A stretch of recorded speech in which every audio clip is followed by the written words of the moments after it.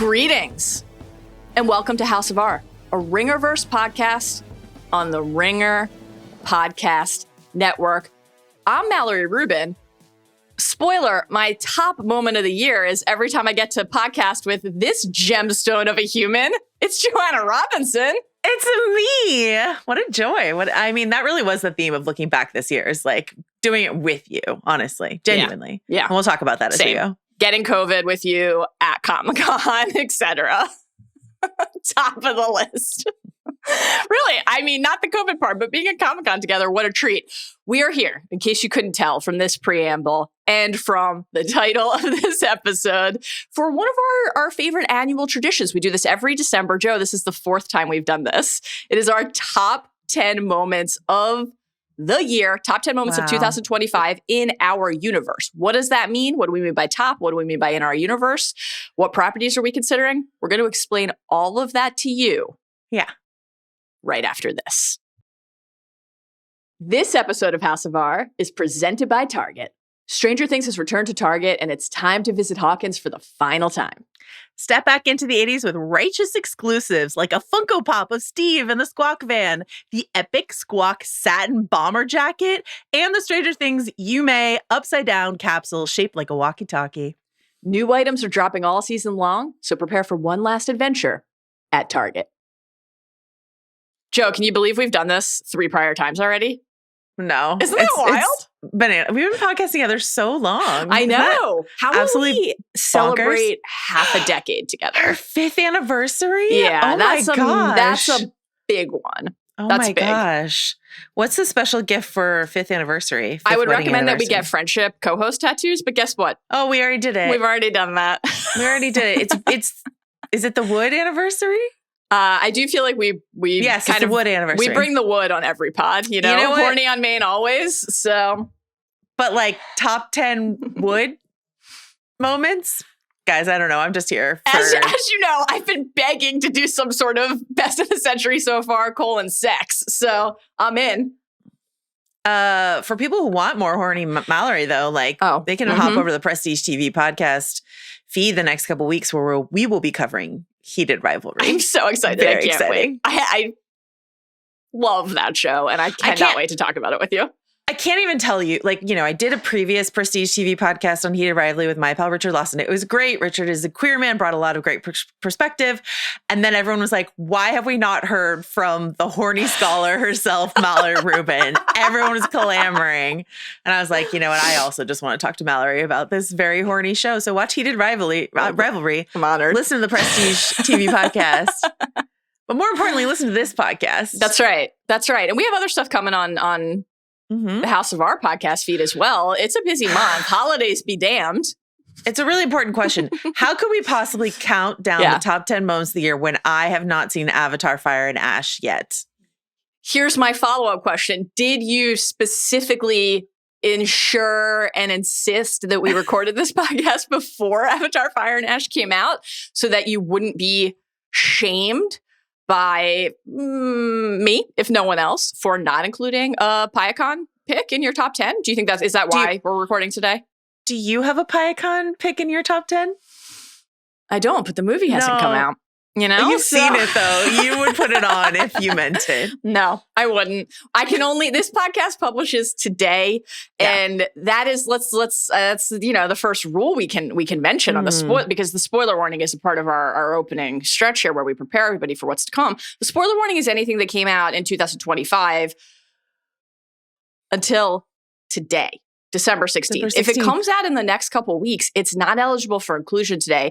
Does that mean that we might be missing moments either from volume 2 and 3 of Stranger Things, or Fallout season 2, or Percy season 2, or Avatar Fire and Ash, or any number of other things, Pluribus, etc. at the end of the season? Now, obviously Stranger Things, Pluribus, etc. can be on here today, but from earlier installments, it might mean that. But that's your spoiler warning. If it came out from January 1 of 2025 until today, it could be included today. We will talk about very specific things that happen in these moments because that's why they made the list. So you've been warned. That said, if you listen to this podcast, you're probably prepared to hear us talk about these things. Have you heard of Star Wars? Have you heard of Star Wars? Have you heard of Marvel? Have you heard of DC, etc.? Superman. Have you heard of TV shows on HBO based on video games. Exactly. I don't know, exactly.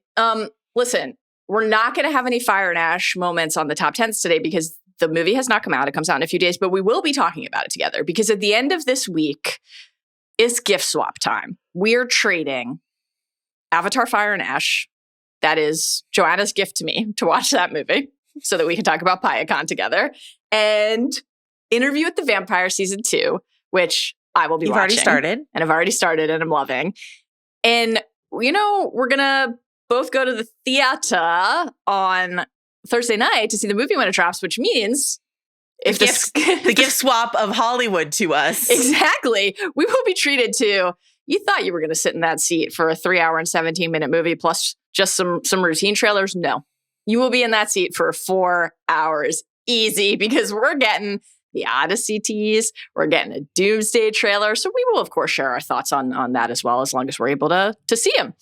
And then Stranger Things. Stranger Things Volume 2 drops on Christmas. The Stranger Things finale, Volume 3, drops on New Year's Eve. We'll be covering all of that in full, obviously. So House of R will be here with you throughout the holidays. That's the plan. Anything else on the programming reminders front, Joe? How can everyone follow along? If they're listening to this podcast, but they don't know how to follow the podcast, what would you advise? What if you just subscribe to the podcast on the podcatcher of choice? You can watch us on YouTube. You can watch us on Spotify. You can follow us on social. That might be a good thing to do, but I would do that after you subscribe to the pod. That's the first thing I would do. You can also email us, hobbitsanddragons@gmail.com. You guys did a great job on some of our best of the century pods with your nominations. So great Stranger Things emails have been coming in. We want even more Stranger Things emails from you, obviously, as we look to wrap up these many years that we've all spent together in Hawkins, Indiana. So yeah, send it along, hobbitsanddragons@gmail.com. Also, thank you. We've been getting some very nice end of year sort of just check-ins from people thanking us for the year in content. I gotta say, I like to thank Mallory for the year in content. I don't know that I'm ready to thank Hollywood for this year in content, and we will talk about this.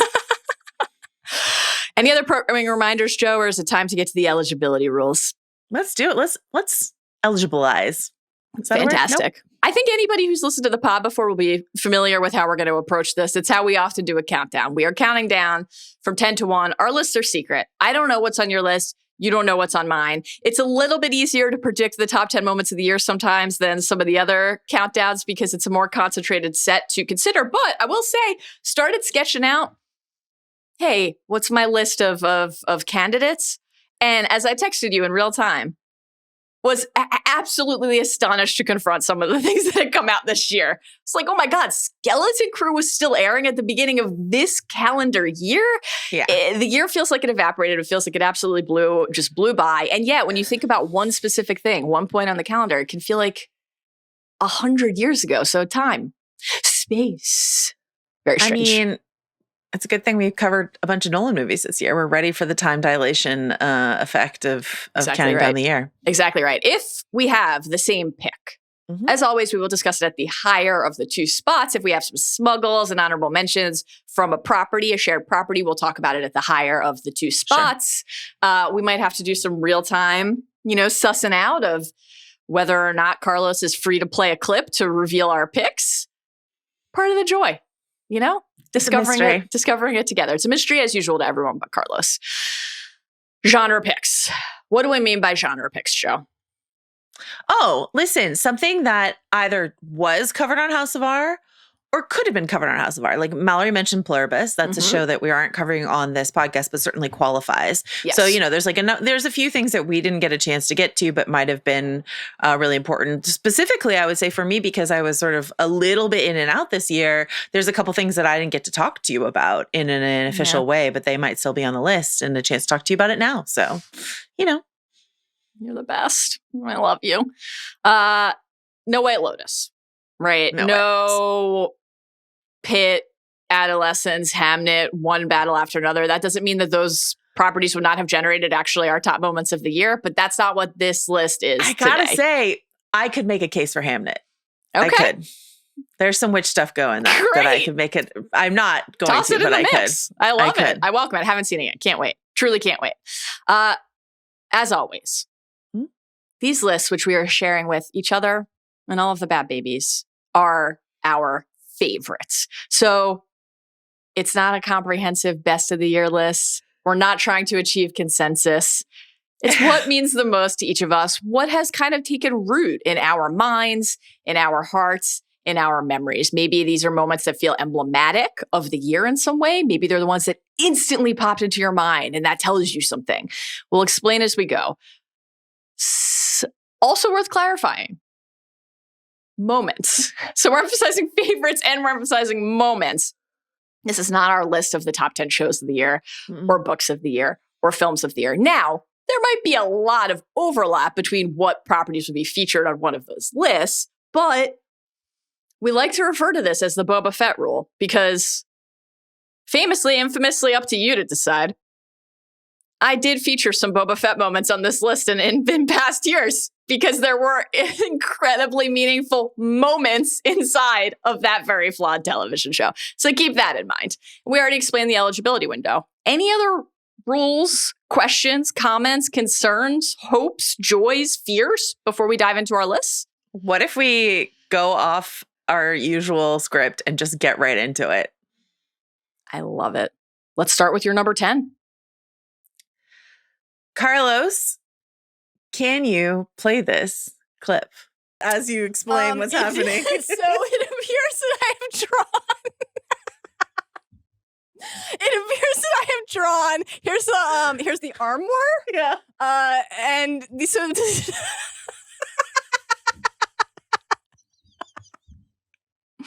It's just great. I almost did this exact same thing. I'm so excited that Preston the Rat is in this clip too. If you watch this on video, yeah. That is a clip from our very own podcast. Wow, Joanna, you put your own podcast on the list? Kind of. Really, it's a celebration of the Romantasy podcast that we did. Yeah. In celebration of, some of the books that our listeners love to read and wanted us to talk about. So we did some creative stuff with that, including, if you haven't watched, the Romantasy episode is one of my favorite things we ever did. It's great. Mallory gamely drew some things that Rebecca Yarros and her infinite bizarre mind came up with in her Empyrean series. And we talked about Onyx Storm, but mostly we talked about, their knee went where and how many limbs were involved in this particular entanglement. So the whiteboard Pictionary of Rebecca Yarros' sex scenes from the Empyrean series is my number 10 moment of the year. I love this. I was just thinking about this the other day. Fondly thinking back to that podcast, that recording. I was trying to explain to a friend what we had done with the whiteboard. He seemed very puzzled, but intrigued. We are professional podcasters, and this is something that we did for our job this year. And you know what? I'd do it again. Same. Undeniably a top moment and experience of the year. Sharing this with you. You were, the number of people who after this episode were like, Joanna should read audiobooks professionally. The reading of the sex passages, that's just incredible. Wonderful stuff. And that's just all available forever on the internet. You can watch it, you can read it, you can listen to it, you can do whatever you want. Yeah. And I think also, was it wonderful to celebrate Romantasy? Was it wonderful to dive into this whole new world together? It was. Really an exercise in teamwork and collaboration, because not only was a big part of that podcast like recommendations, fan fiction recommendations from the Bad Babies, etc. Some of the stories that you had discovered that you love. In the whiteboard stretch of this, stick figures would be putting it. I think it would be generous to even say that was what I contributed. And then you came in and you polished the work, And that's really what it's all about. Listen, lightning's not striking on your own. We celebrated some genuinely, I think, terribly written books, but a good time was had by all. And a lot of people love reading those books. And I get why, because they're fun and fast to read. And we like to celebrate some highbrow literature on this podcast. And we also like to celebrate odd sex positions and dragons. So, that should that be our new email address? You let me know. oddsexpositionsanddragons@gmail.com. Feels even riskier than saying sign it with your pickle. I'll just throw that out there. But we still get to this day emails signed with people's pickle preference. So I should hope so. I almost considered, I almost picked an Onyx Storm passage, but I mean, I had done that with Iron Flame previously, the fabled throne room sequence, and that was like an easy pick, but it had a harder time coming up with one moment from Honest Storm. Can't wait for the next installment. Okay, great pick. Carlos, is my number 10 safe to reveal? I have to believe, because if there's no hope for you, what hope is there for me? Bracelet for your beautiful girlfriend? Oh, no, we're not. No. She's not even my type. Excuse me? That is, of course, K-pop Demon Hunters, which came out this summer. Story by Maggie Kang, directed by Maggie Kang and Chris Appelhans. Fun fact. I met Chris, this was on the list already, but I met Chris's wife, Maureen, at a holiday party this weekend. Legend icon, also a bad baby. Yeah. Hey. Yeah. What's up? Friend of the pod, Maureen. Friend of the pod, Maureen. Nice. She ruled. She was awesome. Hi, Maureen, if you're listening. This film was such a blast, just a delightful surprise of a movie. Always love to have animation on the list. Always love to celebrate music. Obviously, we just had a musical moments episode that we both enjoyed doing so much. This will actually not be the last time that music makes an appearance. Now, you might say you didn't pick a musical moment from K-pop Demon Hunters. What's wrong with you? But I really enjoyed inside of this film where there was so much spark and life and humor. The quieter, subtler moments also like pull you in so fully. And that's part of what makes it such a fully realized story. Listen, shout out Derpy. Just one of the best magical creatures. My beloved demon tiger cat. You know, Susie as well. Obviously, Derpy, Susie, Hive always. At the end of that scene that I just picked, they kind of like rise and you realize they're peeping, just watching this whole exchange. It's absolutely wonderful. Kuntrix, the Saja boys, the demon hunters, the demons, Rumi, who is a secret half demon, and Janu, who is a human turned demon. Rivals turned confidants, and perhaps something more, as is alluded to in that moment. Enemies to lovers. We do. We've done an entire tropes course about it. The initial secret meeting, the first secret meeting that they have, doesn't go well. But then over time, we build, and feelings bud, and understanding, surprising understanding forges. This idea of, and this is present throughout the movie as a central area of exploration, the idea of like shame as your shackle. And then the real like boon, the real gift of comfort in surprising places, comfort and understanding in a person who is supposed to be your enemy. Really just fantastic. Add in the awkwardness and the charm of, you know, the weight of the world of both being a celebrity and a demon or a demon hunter, but just like teenagers, like young people who have a crush. You add that in. I won't spoil, in case anybody hasn't seen this yet, what happens with these two and the choices that they make and where the story ultimately concludes. But it's really just a lovely little film, and the movie, it's not a little film, it's a lovely smash global sensation. And if you haven't seen it yet, you should really treat yourself, because it is wonderful, and you'll be singing Soda Pop or Golden before you know it. Golden. Yeah. No, I like, this is such a good example. This and something like Heated Rivalry that we were talking about. There's a few things that really pop this year out of nowhere in a way that I just find really, really fun. Because then it doesn't feel like it was fed to us. You know, it's not like, you know, there will be superhero properties on my list. There will be Star Wars on my list. You know, like these are IPs that we get excited about. There's something wrong with that. But then there's just like something that, you know, K-pop Demon Hunters owes a lot to a lot of things that came before it, but it also feels like super original. Yeah. And it's really fun to be in a new universe like that. And just like fun that everyone seemingly got on board with it. So yeah, delightful. What a great pick. What's your number 9? My number 9, I do not have a clip for. This is my only clipless entry. Will you be reading me a literary passage? I'm not, but it is a sort of like, this is a cheat smuggle thing.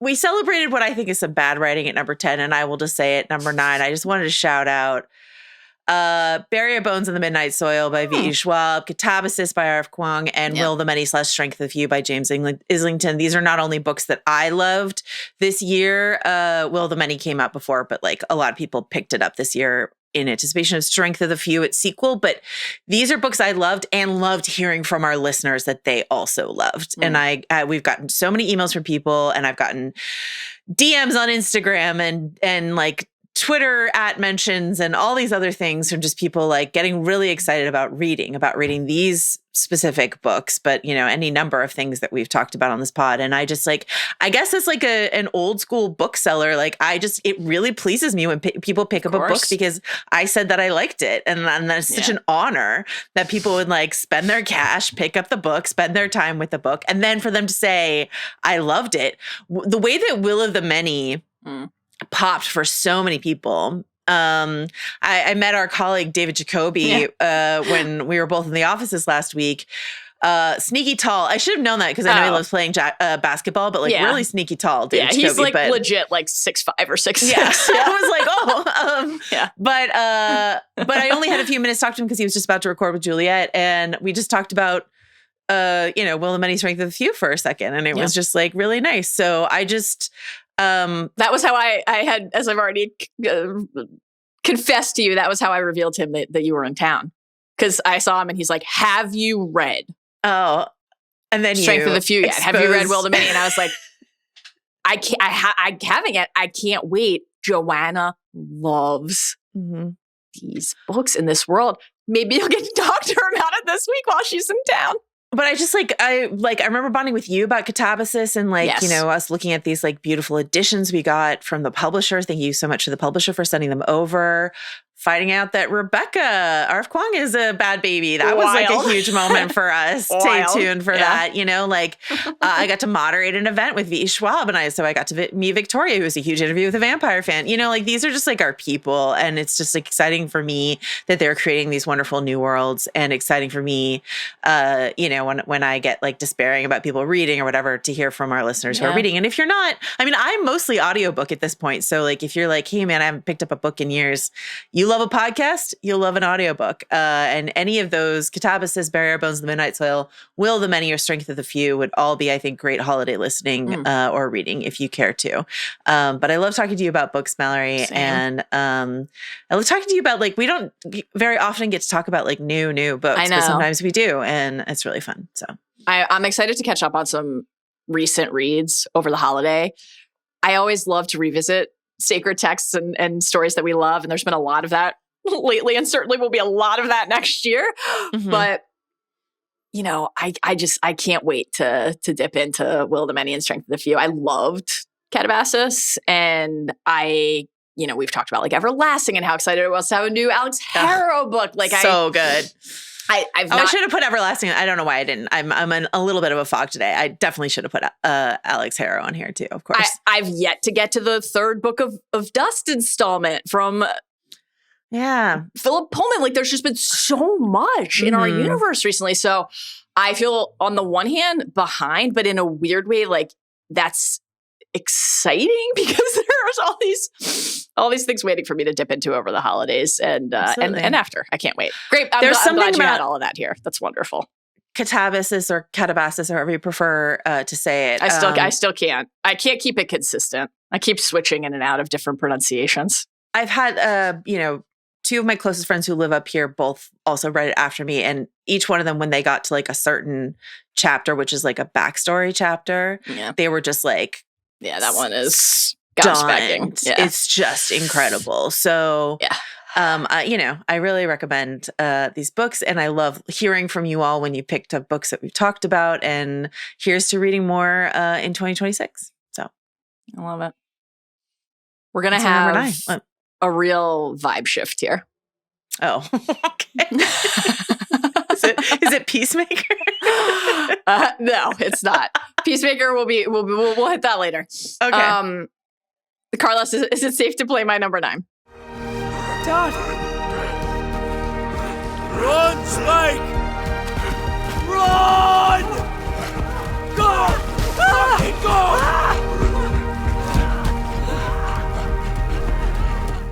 From the joy of literature waiting for you right now to the rage virus waiting for you 28 years later into the future. That is, of course, Jamie and Spike running down the causeway, desperately trying to reach their home in 28 years later, still here at the end of the year. And I have some December release Oscar heavies to catch up on, but this is still one of my favorite movies of the year, and I suspect will remain so even after I have caught up on more recent installments. Danny Boyle, Alex Garland came out this summer, the third film in this beloved franchise. We had the pleasure of potting about it. Just the setting of the home, this community that has built and sustained and lasted. The idea of like the British Isles being quarantined, and that's a big part of this movie. And then the kind of like intentional quarantine within the quarantine that the rest of the world has imposed on you. Yeah. The idea that this community has been protected by its rules and its procedures, but also its physical geography and the idea of when the tide comes and goes and how you have to factor that in, et cetera. So you get this great moment where they're returning, Jamie and Spike, father and son, are returning from this really very intense and harrowing rite of passage hunt for Spike, going out into the mainland. The clock of the tide is ticking. They are being pursued by an alpha. It is incredibly tense, incredibly scary, but it is also just so visually astonishing that it is one of the images that pops into my mind first when I think about the movies and shows that I saw and loved this year. Like, it was one of those visuals in the theater where I'm just like, this is why you go to movies. This is why you love movies. So, not when we saw Ballerina together?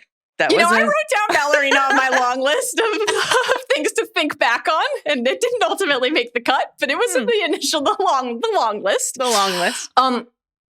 So the work that Boyle does here, the work that cinematographer Anthony Dodd Mantle does here, the location scouts who found Holy Island, all of it, but also they like have this natural splendor, but creative innovation. They're making this whole movie on an iPhone, as we talked about, and other, drone tech, et cetera. They built a giant hall. Like, they have this real place, but then they have a 450-foot set and VFX, and the way that it is seamlessly stitched together in this sequence in particular was really interesting. I love when the Northern Lights, when you pan wide and the Northern Lights kind of dapple across the screen, how that reinforces something that is so present in the text of these movies, like the incursion of the natural world. And in some ways, that's really scary. Like, what has the virus and the infected, what have they reclaimed? But also like the beauty, if there are no people polluting the air, like what could you see? It's this interesting encapsulation of how the horror and the beauty can kind of be entwined in a space where society has like fallen away. The chop of the camera and the filmmaking at this stretch of the movie, and we get these like great spanning pans, but then this also kind of like staccato, choppy strides slamming on the water and the pitter patter and the splash, and just like the surreality of the setting. The way that the visuals here really enhance this idea of like a journey into the unknown, which is of course what is happening for Spike and Jamie and anyone who has managed to stay alive this long. And there's something about it, even though it is very action, horror, quick-paced, that is almost like in this particular moment where the Northern Lights are playing across the screen, like almost holy, very spiritual. Mythic. Mythic. Yeah. Like it, not to spoil another movie that was on my list last year, but it like in a very different context, like reminds me a little bit of when in Flow, Bird transcends into like, and there's just something about it where you're like, this is not life today, right? Mm-hmm. And did I consider picking something with Ralph Fiennes and the Bone Temple? Sure, but I just am assuming it's a lock that I'll be doing that next year because we're getting another movie. Save room for Rafe, yeah. Similarly, shout out Samson and his giant dong, of course. But it had to be the Causeway run. Did you think I'd have Samson? If we were going to get the full sausage and veg or what? Smuggle that sausage, Let's get it in there as an honorable mention. What's your number 8? My number 8, I'm fairly sure you have. Anyway, do you have something from Thunderbolts or the New Avengers? I do. I have it at not number 8, but number 7. So very close to here. And so I'd be happy to just talk about it now if you would like. Carlos, I guess then, will you play both of our clips, maybe? And that darkness gets pretty enticing. And then it starts to feel a little bit like A void. I'm late, but I'm here now. Daddy, I'm so alone. I don't have anything anymore. All I do is sit and look at my phone and think of all the terrible things that I've done. Well-paired picks, I think. know. Yeah. Yelena's going through it. Okay, Thunderbolts, aka the New Avengers. One of 3 Marvel movies to come out this year. By far and away my favorite of the 3. I really, really loved this movie. Directed by Jake Schreier, screenplay by Eric Pearson and Joanna Kahlo. And I almost picked, like the group hug moment at the end is sort of like the big sort of moment from this movie. But when I was thinking about it, I was like, I really love the track that they laid with Lewis Pullman's character and with Florence Pugh's character. And like the way in which Yelena is able to connect with Bob Sentry, the Void, however you prefer to refer to him, so early on. And the thing that Marvel can do so well that we talked about a bit on our Fights podcast recently, or anything that we've ever talked about with Marvel, is like when the characters come through and when the character connections come through. And obviously that's what like the big group hug moment is, but that big group hug moment is earned by these littler moments that are seeded throughout. And I was just really, this goes with my 7 pick as well. And so I'll talk about that later, but like the way in which some of these superhero properties, the more successful, I would say for me, superhero properties this year, really remembered what it meant that these characters need to be human and flawed before they are super and fantastic. And I think Florence Pugh as Yelena, as we've said from the very first time we talked about Black Widow together, has been, I think, just a revelation inside of the MCU. And I just really like Lewis Pullman. I thought he was so good in this movie. I thought Bob was Bob more than Sentry and the Void. Like Bob was just like an incredible creation. And I'm so excited that we're going to get more of him going forward, hopefully. Same. And I'm excited in general for Lewis Pullman's like career. Top Gun and this and a number of TV projects and stuff like that. I just like think he's been doing great work. And that's what I wanted to highlight. I love it. It was wild to think back to, okay, this was like the last film of Phase 5, and now where we are already. And this is, again, how the passage of time works, and certainly how the evolution of the MCU works. But I did limit myself. I decided to limit myself to one MCU pick, one Star Wars pick, one DCU pick, et cetera. I have not always abided by that rule for the top moments of the year pod, but doing that recently for like the best of the century pods, I decided I wanted to do it here as well. And so that means I do not have a Fantastic Four First Steps moment on my list, and I really loved that movie. There was actually a Daredevil moment that was very painful for me to leave off the list that I'll hit in honorable mentions. But Thunderbolts was also, I loved Fantastic Four First Steps, but Thunderbolts was also my favorite MCU movie of the year.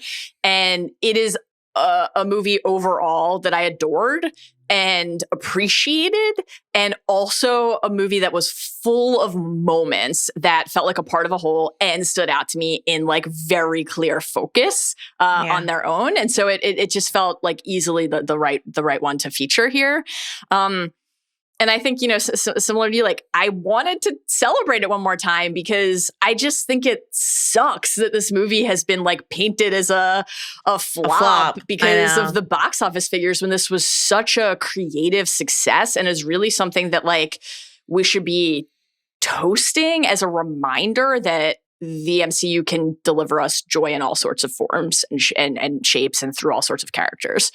And on the one hand, maybe like least surprising thing in the world that I picked a Yelena Alexei moment, but I was hoping that you would have a Yelena Bob moment. I thought it was pretty likely that you would, and I think that same for you. Yeah. And I think they are so well paired because Bob's journey to Sentry and then the Void, and the way that we talked about this at length, and I loved that pod that we did together. Like the role that like depression and despair play in this story, and the way that this movie examined how that is something that affects all sorts of people, like in their lives, right? And that feels really crucial. And I think that Yelena, who felt this like kinship with Bob, needing also to navigate her own despair.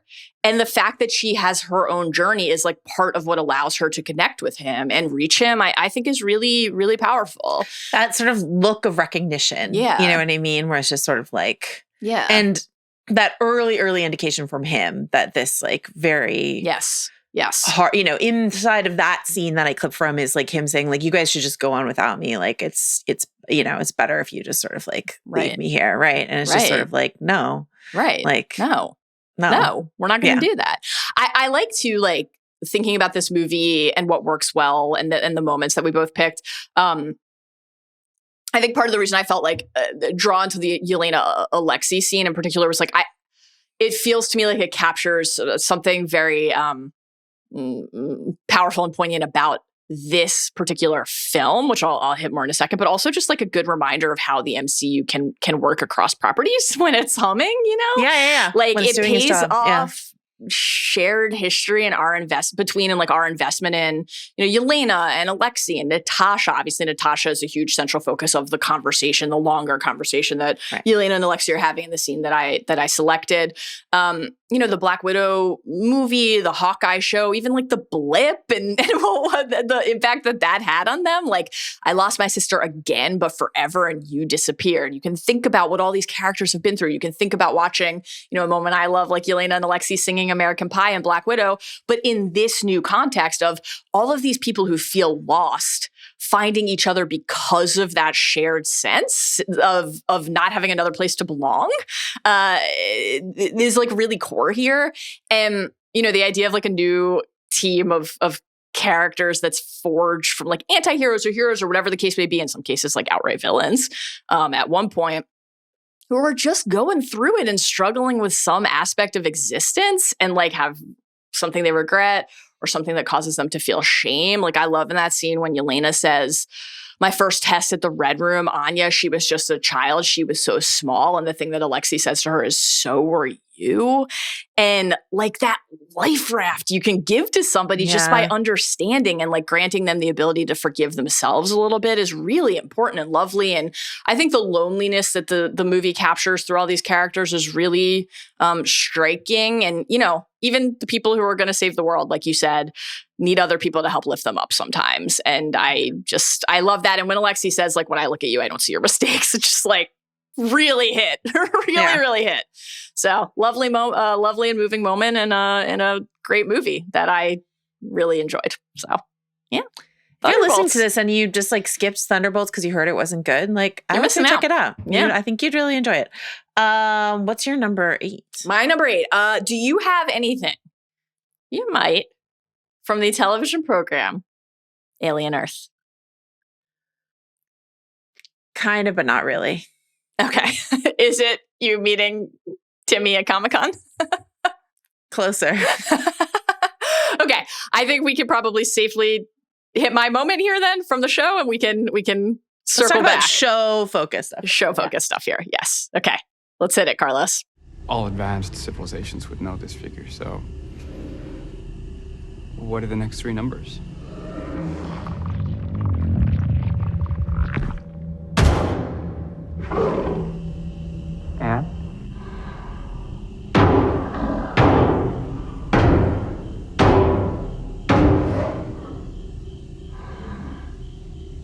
And the next number? Oh man. Character of the year, honestly, the eye jockey. Exactly. That's why I had to have this on here. So this is, of course, Noah Hawley's Alien Earth, FX, aired in August and September. Not a perfect show, certainly, but I have, when I think back on the year, and I will say this quickly and then put a pin in the experiential part of it, and you can hit that more later. But this is one of my strongest memories of the year, is like dipping into this world with you and the guys at Comic-Con, watching you up on the stage and covering it with you and Rob was like such a joy and such an incredible experience. And I think it is fair to say that to instant patron saints of House of R emerged in the process of covering it. Samuel Blanken's Boy Cavalier and T.O. Sellis, a.k.a. the Eyeball Jockey. And so it wouldn't have felt right to me to not have them on the list. I agree. All Boy wants Joe to reach that mountaintop, to have an interesting fucking conversation. And he believes, at the end of all things, that Eyeball Jockey is the only worthy partner for that conversation. Feels pulled toward it. The undeniable intelligence, the sophistication, the achievement. He's so intrigued. And honestly, who could blame him? Because we were that intrigued too. This was also just hysterical as a scene and as a bit. The way that like he moves the sheep that Eyeball Jockey is inhabiting and puppeteering from the lab to the quarters and is talking to it and studying it across like the way that mounts across multiple scenes was so good. And Kirsch is like very alarmed and Adam is very alarmed and we're watching at home and we're very alarmed, but we're also like, please give us more of this, as many scenes like this as you possibly can. Yeah. And we will build toward the finale. That's from episode 7, the penultimate. We will build toward the finale where he, tears in his eyes, says, I wish I could hear your voice. But in this penultimate moment, the pie test, Eyeball Jockey in the sheep, dropping the deuce, iconic stuff all around, even though, as we chronicled at length at the time, he did drop the deuce where the 9 should have been in the sequence, not where the 2 was. And I still am on the corner of that being a missed opportunity, and yet it was almost perfect. And I just think this isn't the show was at its best. The horror paired with the humor, something that is so deeply unsettling and disturbing, but also intriguing. And like with Boy, we had this great, really like utterly messy villain, but also a villain who felt like he was reflective of this new era of alien storytelling. You know, Prodigy Corp and Where Are We on Earth, etc. Those new earthly dynamics. And the allure with Eyeball Jockey of like a new creature in this universe that has stood the test of time over decades. And here's like a new thing to be intrigued by. I think that was like really the right instinct to play around with the ass slugs and Eyeball Jockey, etc. So it's ass ticks. Ass ticks from the blood slug. Yeah, it's it's every time. Still, a couple months later, I see a water bottle. I think of that. Honestly, every time. So yeah, that's my number 8. It's great. Great. We'll talk about that a little bit more later. Can't wait. What's your number 7? I'm sure you have something from Superman. I do. Do you want to talk about them together, or do you want to? I have that coming up in the top 5, so we can. Should we wait till? Why don't we just like dip into my thing really quickly, and then I won't get too much into it. Okay. Carlos, can you play this, please? If you keep interviewing yourself, eventually people are going to figure it out. But the glasses. And they won't fool everyone forever. That's Lois and Clark. I don't know if you've heard of them. Having a little moment in the kitchen towards the beginning of the film. Superman. I won't go too much into this. We can talk about this a bit more when we get to your pick. But I wanted to pair it with Thunderbolts because I think both of those moments are really just like really early hallmarks in this film of what it's going to do really well, which is give us like deeply human people who care about each other and how that makes everything, all the fantastical things that happen around them when this movie devolves into like CGI goop, which it does at certain times, like all of that has an anchor inside of real human connection, real human emotion. David Cornsweet is like so perfect as Clark. Rachel Really Brosnahan great. is share fave of ours. Never is misses. great. Yeah. Midge Maisel is great here as Lois. And I like the whole interview scene, everything that happens in this apartment, I thought was just like so brilliant. And I didn't get to talk to you about Superman because I was out. But I saw it with a pal of mine. And as I've told you before, I then talked to my nephew about it a little bit. And the way that my nephew loved it made me love it that much more. And so I think just the power of sharing stories and the power of passing on, enjoyments down across the generations. My sister, of course, like showed my nephew a bunch of other Superman stuff before this so that he could like have a better sense of the Superman history. My sister has like very strong, I'm sure, Christopher Reeve allegiances, et cetera, et cetera. So like, it's just these IPs that go on and on and on and on. Mm-hmm. in some ways can feel like boring and worn out and all these other things. And another Superman movie, oh my God. But then there's the joy of watching like a new generation, like their eyes light up when they discover like, and this is their Superman. And it's a great Superman for them to have. So really is. That's my Superman pick. I can talk about it a little bit more when we get to here, but I just wanted to drop that there. It's a great pick. Okay, so my number 6? Yes. Okay. So my number 6, I'm pretty sure you have this because you already alluded to it. Carlos, are these the same? Is this the same thing? I know you have rewritten mine by being my friend. I didn't ask you the full question, but do you have something from Wicked for Good? I don't. Honorable mention. Okay, great. So, but this would have been my pick for Good. Right. So, Wicked for Good, a deeply imperfect movie. This is the theme of a lot of properties that we've talked about so far on this list. But you and I had a shared like response to the song For Good that Glinda and Elphaba sang at the end of Wicked: For Good. It's a titular song. And and you and I were thinking about each other. And that's just like a very potent thing that happened to me this year. That whole, we clipped a very small amount from not the movie version, and we're hoping legally we can get away with that. Carlos and I had a whole conversation about it. It's hard to clip music, but the full verse is, it well may be that we will never meet again in this lifetime. So let me say before we part, so much of me is made of what I learned from you. You'll be with me like a handprint on my heart. And now whatever way our stories end, I know you've rewritten mine by being my friend. This just comes across in the way that I think about story, in the way that I talk about story after having worked with you for 4 years and getting to talk to you about these things that mean so much to us.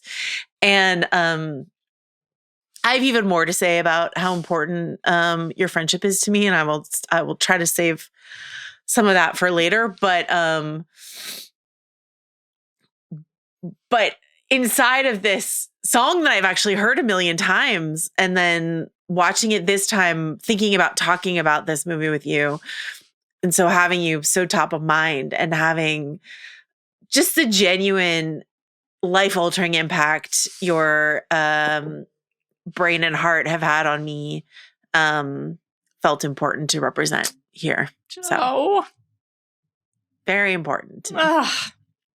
You're the best. I love you. Obviously, same. I couldn't agree more. It's just the joy of my life to get to talk about this stuff with you. It's funny. I was thinking back through the year and like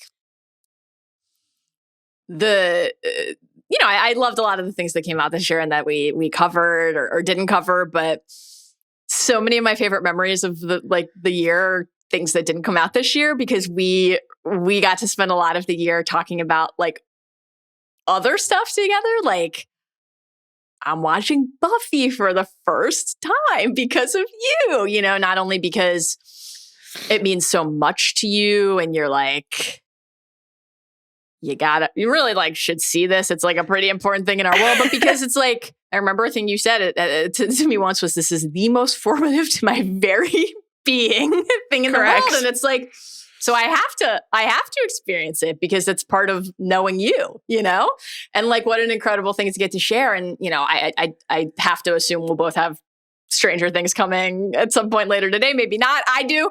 But certainly I was like, okay, I have a pick from the most recent episodes. I have something I want to talk about here.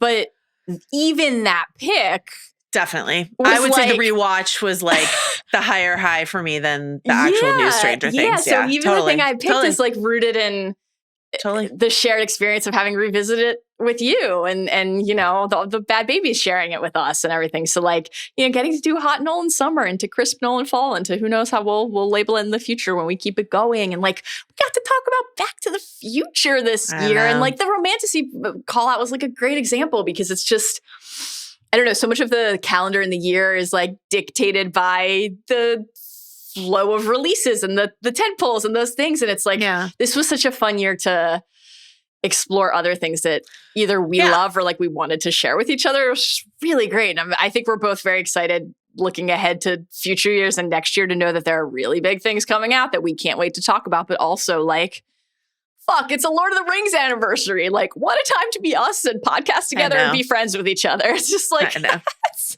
so exciting. I mean, that's what I would say the theme of my list is like, there are a few like these things happen this year in pop culture, but mainly it's like, I shared this year with you. And we had to get a little creative because not all of the content delivered for us, but I think we did. So I'm happy. You're the best, and I just absolutely adore you. I love you. This episode is brought to you by Target. Heads up, Stranger Things has returned to Target, and it's time to prepare for one last trip into the Upside Down. Head back to the 80s with rad exclusives like the Stranger Things Season 5 vinyl filled with epic tracks from the show and 2 awesome new Gatorades and vintage look bottles, the Stranger Things Upside Down cooler and the Citrus cooler. New items are dropping all season long, so prepare for one last adventure at Target. My number 6? Mm-hmm. Do you have anything from Severance on your list? I don't. This is how, even though I get to spend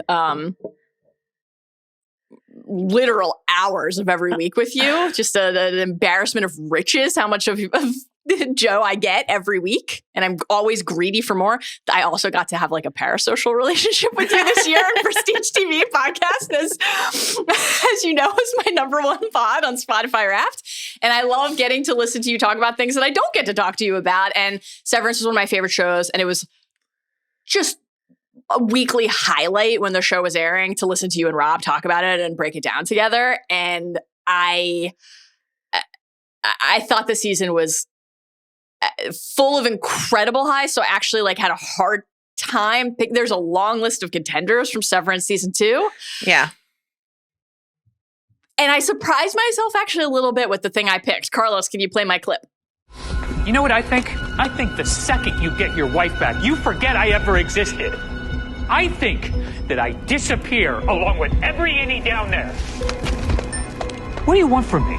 We are in this together. Can't you just trust me? No. Fucking dynamite. Great pick.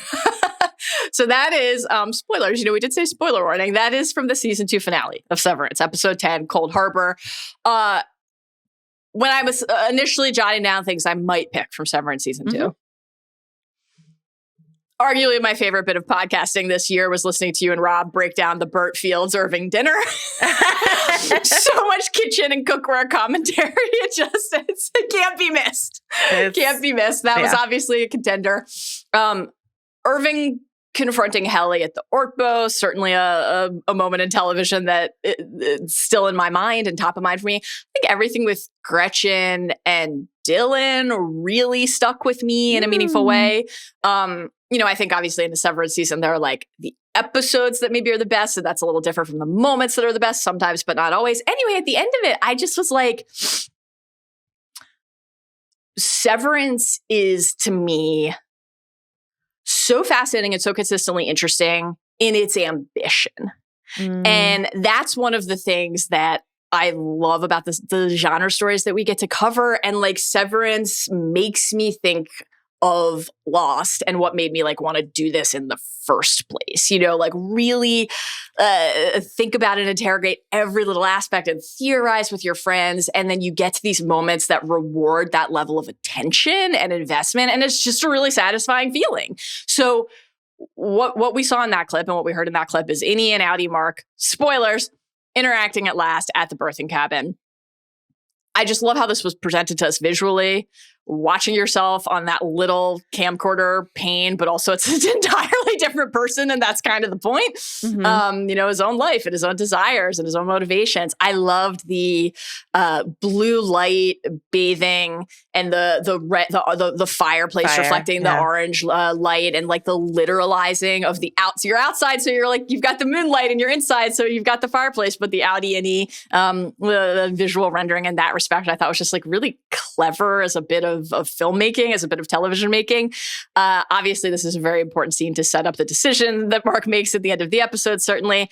I just think like perfectly inventive and haunting and stirring as an encapsulation of the core themes and questions that the show is interested in asking, about personhood and identity and balance. Like when you hear way more you than me, or valuing your experience and sense of self, like whatever this life is, it's all we have and we don't want it to end. I love when we get to hear Innie Mark say that. And, that great mistake Outie Mark makes, like Helene getting that wrong, right? And the diminishment of that, I love that you had that experience. Yeah, and then Innie Mark is like, that's the person I'm in love with, which if you'd ever taken an interest in my life before tonight when you needed something, she is the person I'll lose if you do what I say. And this idea of like, what does it mean to be a person? What does it mean to have an entire sense of self and an entire life and an existence that is important to you to protect, people you love, that you value above all other connections? But this idea too of like, how can you trust anyone in the world, including part of yourself, if that part of you has a different goal, is just, I don't know. It's like very emotionally resonant and also I think very intellectually stimulating. And I really enjoy the show. So I wanted to have it on the list here. I didn't put any Severance or any Pluribus on the list, even though you and I had talked about we could. I assumed you were asking that because of Severance and Pluribus, actually. Yeah, but I kind of, but I was just sort of like, I don't know. I just decided I wanted to focus on things that I had talked about with you. But I hear what you're saying, where you're like, I heard you talk about this. No, and I remember at the end of the season, like you and I were both like, why didn't we do Severance on House of R sort of moment? But if I were to pick episodes of the year, I think Chikai Bardo, the 7th episode for of sure, the second season, episode. Amazing. I wrote down Chikai Bardo on my long list of sort of things, but I couldn't really pluck a moment, and I kind of decided to leave it. But I'm glad you honored Severance. It's a very important genre thing that happened this year. Remember when I was just incredibly concerned about the dog and sent you 5,000 text messages? I do. I think people might or might not be surprised to find out how many text messages I get from you are dog and or cat related. About animals. Yeah. You got a ton last night. I did.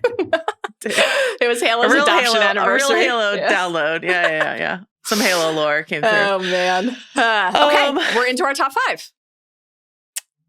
I have something from Stranger Things. Okay, my Stranger Things pick is at 4, so let's do it here. Great. And my 5, I already said, was my Superman pick. So yeah, let's do Stranger Things and then I'll talk about Superman. Okay, great. Carlos, will you play both of our clips, I guess? Or the same one?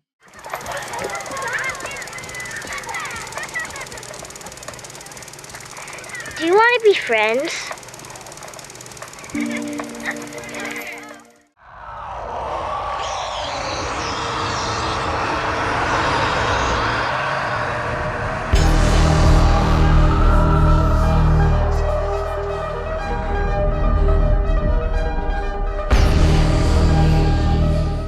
Hell yeah. All right, so we both picked something from very close to each other inside of the same episode, Sorcerer. Mallory, why don't you talk about since it comes chronologically first, why don't we talk about yours first? Yeah. So I've already hit this a little bit in a few minutes ago and talking about just undeniably one of the highlights of my year was revisiting Stranger Things with you. And for a lot of reasons, it's one of the, we talk a lot about monoculture and zeitgeist and how rare it is to feel like anymore you're engaging with something that other people are engaging with in real time too. It's just really fun to get to share that with our listeners. So that's great. So much of what we love about Stranger Things is these nerds who just found their strength in each other and their friendship with each other, and then also had somebody help them embrace that was inside of them already. So I think that's just an incredibly actually difficult needle for a story to thread, to be able to do both, to say and reinforce both of those things. You will powering up with the Spy Shack memory accompaniment. hearing Robin's words again in that moment, what she said to him earlier, little me, I could hardly recognize her. You know, she was so carefree and like fearless. And then I had the answers. I just needed to stop being so goddamn scared of who I really was. Once I did that, oh, I felt so free. It's like I could fly, you know? And Mike telling Will, like, you're like the sorcerer, because like a sorcerer's powers are innate. So it's like the source of your strength is in you already. And maybe the thing that you are afraid of in yourself or don't like about yourself or think you need to be ashamed of about yourself is actually like the source of your power. Yeah. And that means you have that already and it's there. But like one of the great joys and gifts of life is finding other people who help you embrace that and who celebrate that in you. So like I loved seeing that for Will and knowing how meaningful it was going to be for like so many fans of Stranger Things, but also like that's how I feel about you and getting to do this with you. So yeah. I love you. Same. I loved the experience. The experience of rewatching Stranger Things with you was so important, even though we had like already done it in our time together. We did it again. It's true. But it always deepens my appreciation for anything when I get to hear your insights about it. There become like these shared things. And so I remember when I was watching this moment and I started, you know, you and I had sort of been texting a little bit, like we had some reservations about some stretches of this first volume and stuff like that. And then the Spy Shack memories start rolling. And, you know, for me, I lost it with Jonathan and Will building Castle Byers. And I texted you that I was crying. And then you were like, it's the Spy Shack memories, you know, and we had just talked about that in season 2. Yeah. And then this moment for Will, this moment of power. And the reason I picked that moment, I considered doing the Spy Shack memories. I'm glad it's all here. Yeah, same. That moment of like Will, white contacts, you were like, he's the one doing it. Holy shit, this power up moment for a character is just like such, you know, similar to sort of your pick from Severance, which is just like only in a sci-fi property. Right. Can you find an inside and outside version of someone having an argument with themselves about XYZ, et cetera. Only in this like show where we've been deeply invested in these kids, like this superhero who's the hero, who's the monster sort of show. Can you have this like extremely cool leveled up moment for Will Byers, a character who you and I both were like, what's been going on with Will? We would like to see more of him, you know, this season. And if anyone who worked on this season of television was listening to us, they were like, you just bitches have no idea what's coming. You just wait. So, I mean, this is just like exhilarating, just an exhilarating genre moment of just like watching Will inside of his power save Lucas and save Mike and save Joyce and getting to watch and Robin and Murray and like not the kids, but you know, there's more to come, but like but watching Mike and Joyce look at Will differently than they've looked at him ever. Yeah. Just really, really special moment. So good. Yeah. You know, will something again in volume 2 or 3 reach even new heights is entirely possible. It's the end of a show that we've been invested in for a decade.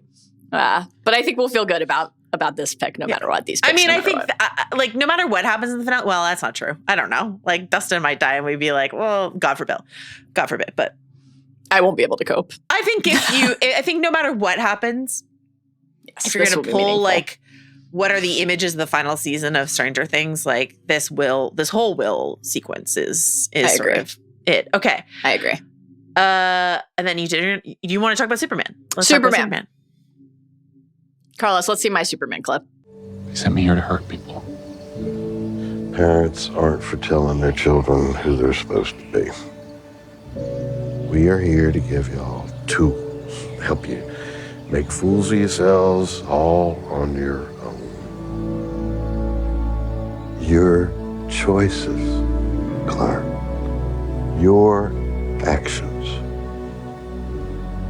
That's what makes you who you are. Pa can't. I loved this movie, and I really loved that scene. And I did limit, as I mentioned earlier, I limited myself to one DCU property. So if anyone is like, how could Eagly's hero strut from episode 2 not be here? It is an honorable mention, but it had to be an honorable mention because I knew I wanted this pick from Superman to be here. The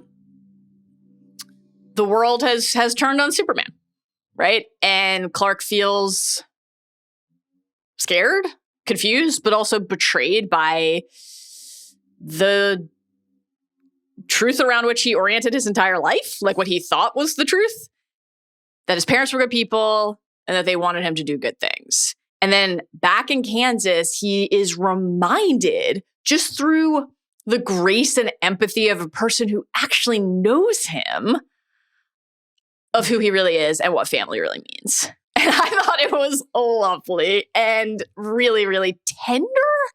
And one of the things that I think we always respond to inside of superhero movies is like, what's relatable, right? And it's what's human. Yeah, it's not always easy to relate to being the most powerful being in the world, but it is relatable to know what it feels like to like be completely lost because something that you thought was true about who you are isn't, and you don't know where to look then to like define yourself. I think that the substance of what Pa is saying to Clark here is just really worth like celebrating and embracing. You know, obviously, like there's the aspect of this that I'll get to in a second about just like what form does family take and embracing that, right? That these are his parents too, and that what they think of him and that they have given him is really worth celebrating as well. But also just what Pa says here, it's like the it's not even the opposite. It's that like more than one thing can be true at once. Like parents aren't for telling their children who they're supposed to be. That line like really struck me and has stuck with me because I think that this idea of like defining who you are by where you came from or what was passed down to you or who your parents were, who the generation before was, like what is important in a culture, like that stuff all is really meaningful too. But and we're gonna actually, I think we'll both get to a pick shortly where that is very centered in and as an embrace, right, and as a positive. But for Clark here, like remembering that doesn't have to be the totality of who he is what somebody else thought he was going to be or should be, is I think really important. And obviously like the hug and I couldn't be more proud of you. And then Ma Kent coming out and saying, oh, mush, like all very great. But you build toward the end where Clark goes back to the Fortress of Solitude and asks Gary, good old Gary, you know, Gary says, would you like to see the footage of your parents? And like we've been programmed in the movie by that point to expect a certain thing. And then what we get instead is home video footage. Very Spy Shack memory, Robin Will, 8mm home video. So sweet. Ma and Pa Kent and little Clark in Kansas just being a family who decided to love each other. And like, I think that's awesome. So certainly considered everything with Crypto, who I thought was a legend. A legend, yeah. Considered Mr. Terrific's musical moment set to 5 years' time, which was fucking awesome. We love that, yeah. Tough to get to the end of the year and not celebrate Jimmy Olsen's surprise stickman one more time or everything with Guy Gardner's haircut. But yeah, it had to be Clark and Pa Kent for me. I just thought that was great.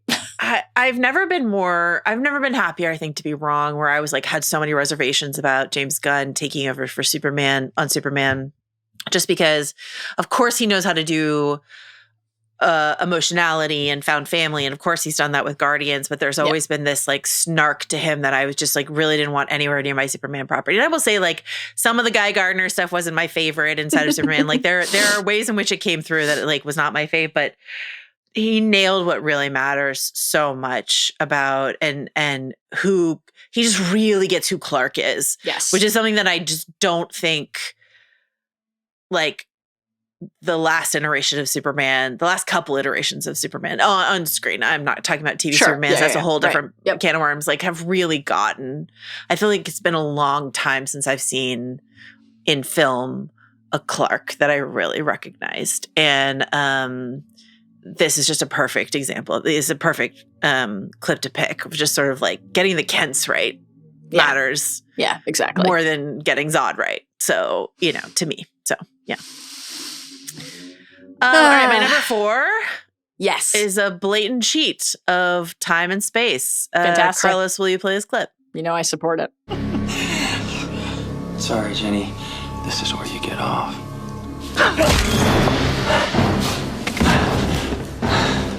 I mean, listen. Buffy this Vampire Slayer. Have you heard of it? Mallory already mentioned this, but getting to share Buffy Vampire Slayer, getting to share my favorite television show ever, getting to share this episode, Passion, which is season 2, episode 17, with you, which is a television moment. I mean, spoilers for Buffy and for Passion, I guess, but a television moment that forever altered my understanding of what was possible in story. Getting to talk to you at length about how much this meant to me, getting to experience the buildup of you meeting Jenny Calendar and Carrie by Jenny Calendar and knowing what's coming for Jenny Calendar, was coming for Giles, was coming with Angel, like getting to watch you meet Angelus, like getting your texts as I have the last couple weeks of, like, you're into season 3 and spoiler, you're having a great time with season 3. So like, I mean, so it just matters to share things with people that you love. And I love you more than almost anything in this world. And I love Buffy. And you've just, I knew you would. I wasn't like really nervous that you wouldn't. But the way that you've loved it has meant a lot to me. So. Same. Yeah. This is, we talk a lot about our influence on each other, but you picking something that aired years and years ago in a top moments of 2020, it's the first time I've actually really been like, it's a real Mallory moment for me. I've left my mark on Joe. Fuck the rules. Fuck the rules. I'm gonna do what I want. I love it. I support it. No challenge here. I think that's great. Thank you. Fantastic pick. Fantastic way to make the rules of the exercise work for you and for us and for the Bad Babies. I don't think anybody's going to be mad at that. I can't wait to do the season 3 pod at the top of the year. It's my favorite season so far. Obviously, I loved season 2, but season 3 is just everything. I'm just adoring it. Giles has altered my life. It's Mallory has seen Band Candy. Oh, I've seen Band Candy. Yeah. Oh, I've seen Band Candy. Yeah. Last night I texted you a link to a jade mug on the Carhartt Work in Progress website, and it had the Carhartt WIP heart logo on a jade mug, and I was like, I wonder if someone at Carhartt is a Giles fan. We are Legion. I see Giles everywhere. I mean, I wish I saw Giles everywhere, but I do. I see Giles everywhere. Can't wait for that pod. Can't wait to continue watching and sharing the first 2 seasons with you, and now a few episodes since, just via text and in-person conversation, not yet on the pod, has been like just the absolute thrill of a lifetime. It's the best. I feel so enriched by the experience of sharing it with you. Truly, it's been incredible. What's your number 4? My number 4 was Stranger Things, so I think we're into the top 3. Yeah, right? Yeah, top 3 This is one where we might have the exact same, or if not from certainly from the same scene. Is where do you want to talk about The Last of Us? I have it at number 2. Great. What's your number 3? Do you have anything from Sinners? I don't. Okay, I'm picking something that you just talked about beautifully and brilliant on the musical moments. Yeah. And I thought it was possible that maybe because you had just honored it there that you didn't pick it here. And I thought, okay, great. This is a way we can have it here as well. Love it. Carlos, clip us. It's magic what we do. It's sacred.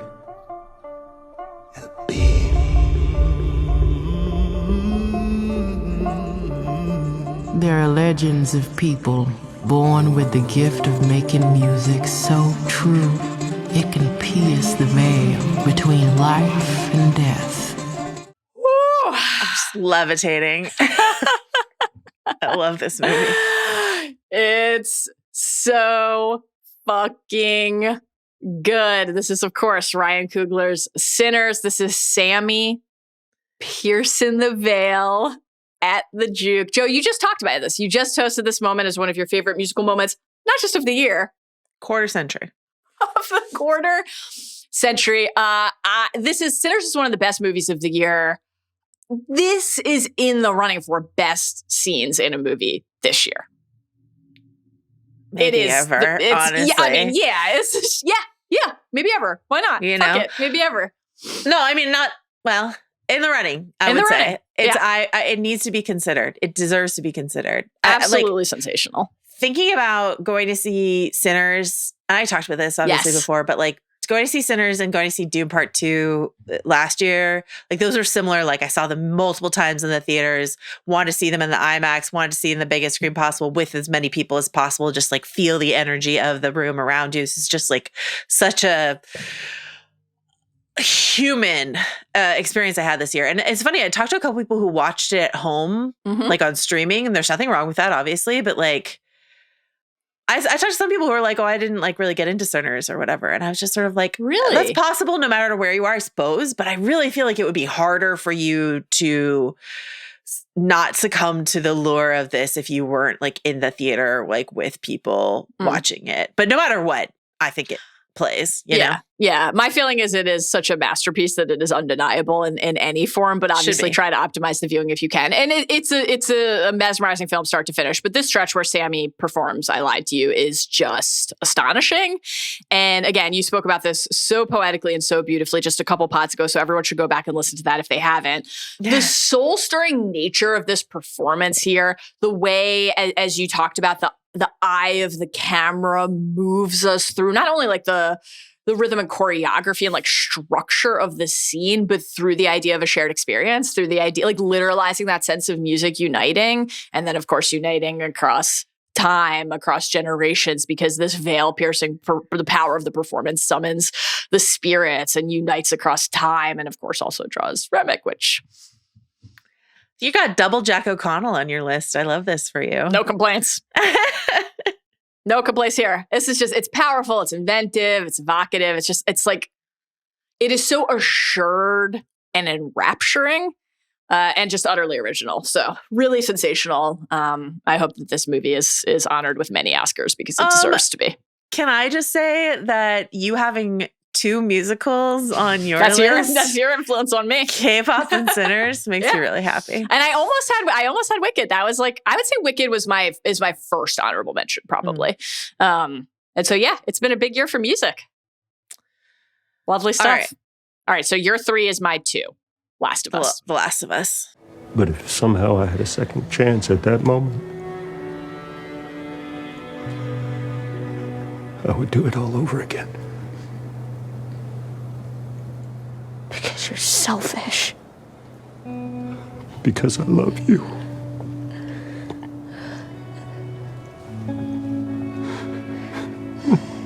In a way you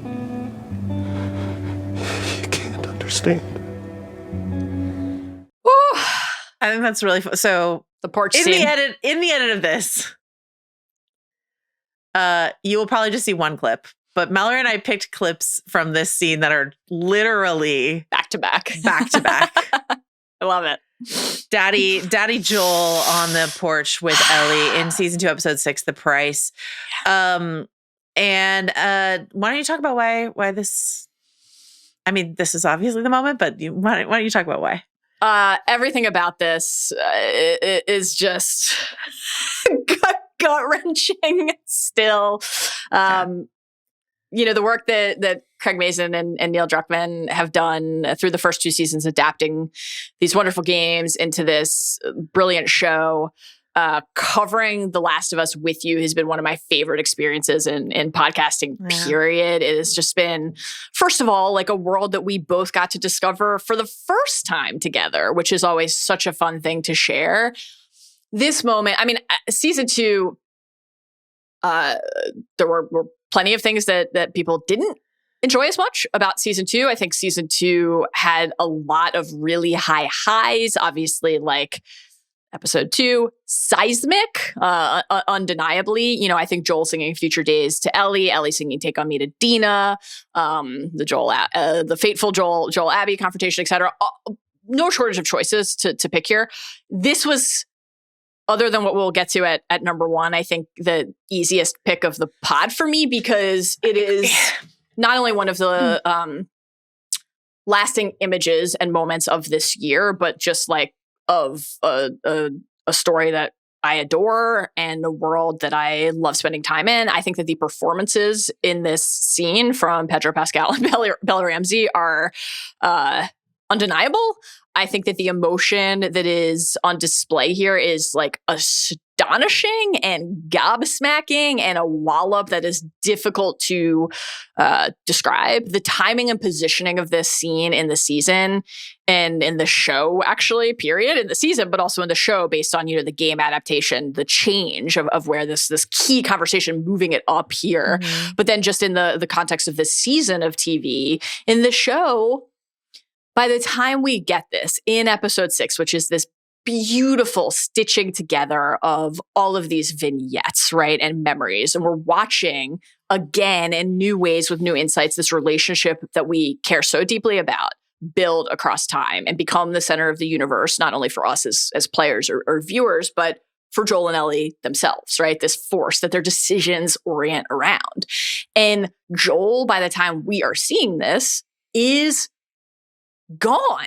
And like we have seen earlier in the season, Ellie, without us knowing as show viewers, obviously, if you played the game, you're aware, like, Ellie says to Jesse the next morning, like, I'm still me, he's still Joel, and nothing's ever going to change that. But it's too late because he's about to be gone. And then we are watching Ellie sink into the abyss, right? And so the line that you picked, the quote that you picked, like, I hope you do a little bit better than me. We've seen what's happened with Nora. We know where the quest for vengeance is pointing Ellie on the Abbey front.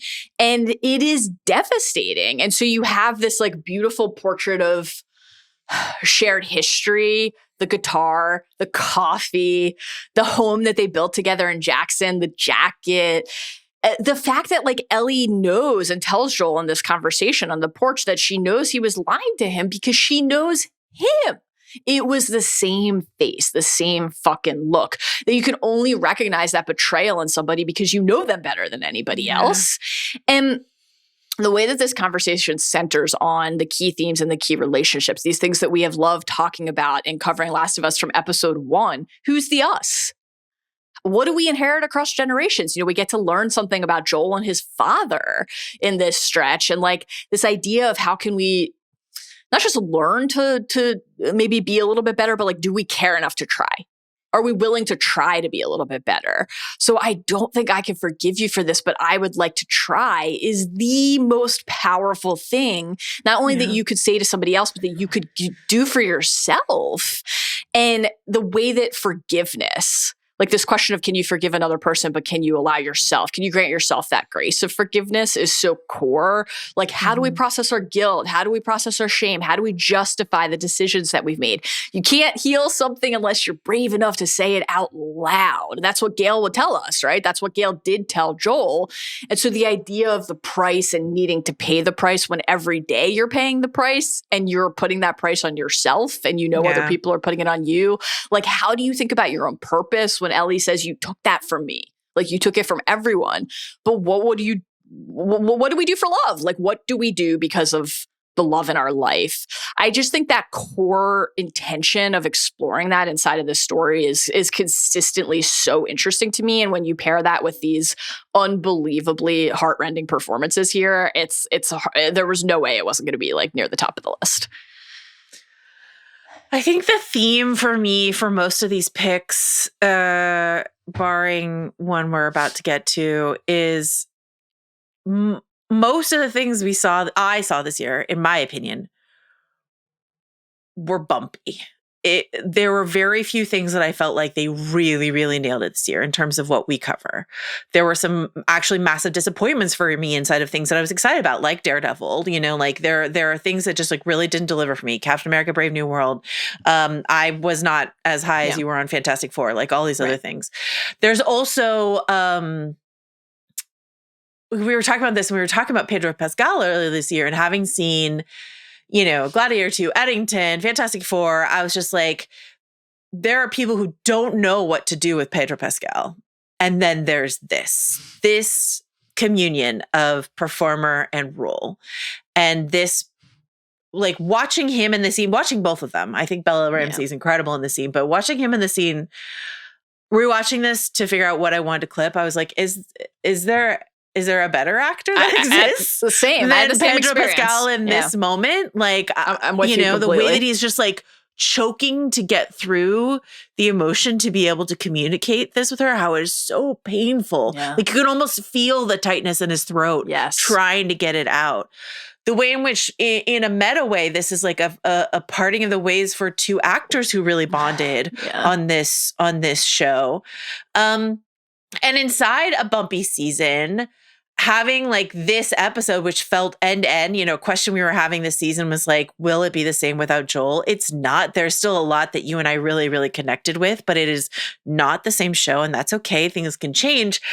But having this episode really, really mattered, I think. Yeah. Having you mention, you know, my guy, Tony Dalton, shows up as Javier, his father. So this is like added lore, this sequence. And so the reason I picked that line of like, you know, you should ever have one of your own. Well, then I hope you do a little better than me. This callback to something that his father said to him, this extra information that we get about this watch that we've been tracking this whole time, you know, like all of this stuff is just hugely emotionally resonant. And I just think that like having Neil Druckmann and Hallie Gross not only, you know, write and put this episode together with Craig, but like talk about what the video game meant to them and talk about what these characters mean to them. And especially knowing that Neil is stepping back from the project going forward, it becomes this really like, you know, precious, you know, time in a bottle sort of moment for us in our communion with the show. So I love it. I love that you picked Pa Kent as well. So we had some couple dad on a porch moments to go here at the end. I have a type. Yeah. And Alexi, that's right. It's a threefer. Oh man. Dad stuff, go. All right. The best. So this now we are my number two is your number one. And I'm certain the exact same thing. I would be shocked if it's not. So, Carlos, will you please play this?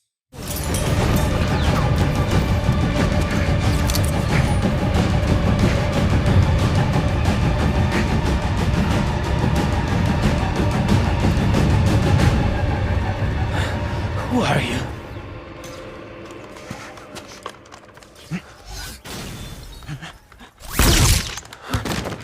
Written by Dan Gilroy, directed by Giannis Metz. This is from the episode Who Are You?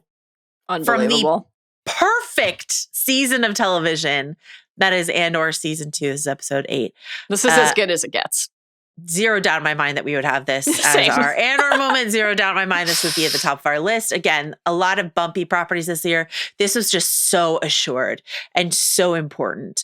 And I will just talk about this briefly before I give it over to you, but I will just say, our early investment in Cyril Karn as a character, the magic trick that Andor has pulled of, you know, Rogue One in the first place, the mission of Rogue One was to show us these like side characters we didn't know about in the rebellion and how it takes all, you know, every step forward, every hand on the relay race to get us to where we need to go inside of the original trilogy of Star Wars. This takes us even deeper into that world. And so we get your Dedras, your Cyril Karns, your Lonnies, your whoever, you know, I actually like my second runner up was Lonnie on the bench, honestly. Same. So like same. And with Lonnie and Cyril, it's the same thing where it's just like, who are you? Yeah. Nobody talks about you. Nobody knows you. Nobody knows who the fuck Cyril Karn is. And Cyril, you know, again, a deeply flawed and ensorcelled by fascism character that Andor presents as this unflinchingly complicated world inside of a property, Star Wars, that sometimes people can reduce to light side, dark side. The fact that like this show is way more interested in the shades of gray that are happening, as Star Wars has been in various properties throughout the years. But this is just like pixelated shades of gray of just sort of like, what can you find inside of a Dedra Miro? What can you find inside of Mon Mothma? What can you find inside of all of these people? Your Luthans, your Cleas, your whatever the case may be. And for Cyril Karn to have been fixated from the very beginning, gazing at a hollow image of Cassian Andor, being like, this is my white whale, going off book of his career, just like really fucking up his life all in pursuit of this man, to only be confronted here at the end of all things with who are you? And then that Foley sound of the bolt just going through his brain matter. Jesus. And then it's over. That's it for you, Cyril Karn. And it's just like, I have empathy for Cyril. Of course. While also not feeling like, it's not like he didn't get what he deserved given everything that he was eagerly complicit in. But it's just like, I love this show. It feels like a miracle that this show exists. And it feels like a miracle that this moment exists. And getting to talk to you about it, getting to talk to CR a little bit about it, like in group text, getting to dive into World War II history of the resistance and like watching documentaries, and then like us getting to talk to Tony about like Star Wars in general, the Bad Babies pitching a spinoff that Tony was like so into that it went viral. Like, it's just the best. This is what franchise storytelling should be at its finest. And I feel so lucky. Like, the fact that there were so many stumble fumbles along the way across other franchises, I would take all of that if it meant I got another perfect season of Andor. If this is the only great thing we got this year, but it's not. I mean, Sinners exists, as you mentioned.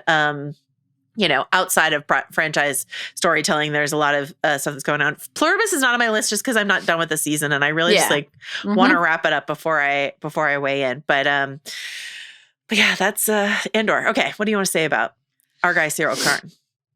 And his tailored collars. Listen, the piping on the uniform, the tailoring of the collar. Our Andor pods for season 2 were legit, no joke, 4 hours long. So I think that our thoughts and feelings have been committed to the public record. We talked about it. That's there waiting for everybody.